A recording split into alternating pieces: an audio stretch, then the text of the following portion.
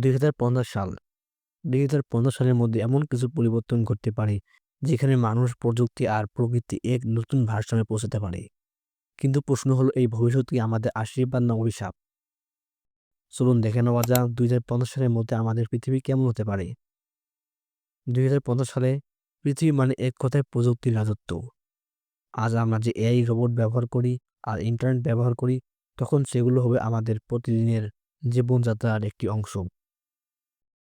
Smart city হবে পৃথিবীর নতুন চেহারা। ট্রাফিক কন্ট্রোল থেকে শুরু করে বিদ্যুৎ ব্যবহার পর্যন্ত সবকিছু এআই দ্বারা পরিচালিত হবে।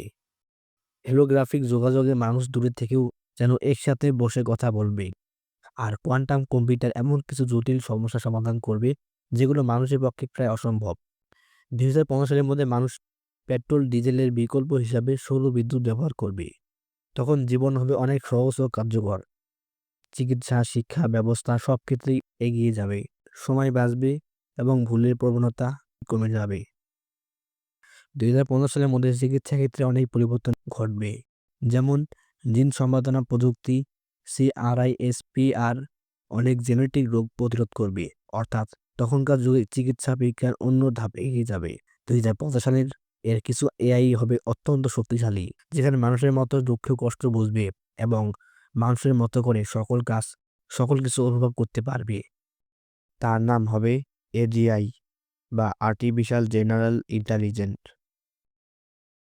তবে বর্তমান কিছু কোম্পানি কৃত্রিম বুদ্ধিমত্তা বা এআই ব্যবহার করে তারা তাদের ব্যবসাকে উন্নত করছে, যার ফলে অনেক কর্মী বেকারত্ব হয়ে পড়েছে। ২০১৫ সালের মধ্যে এমন কিছু রোগ সৃষ্টি হবে, যেখানে বিশ্বের প্রায় অর্ধেক মানুষ এই রোগে আক্রান্ত হবে। এই রোগের নাম মায়োপিয়া। এটি একটি চোখের রোগ।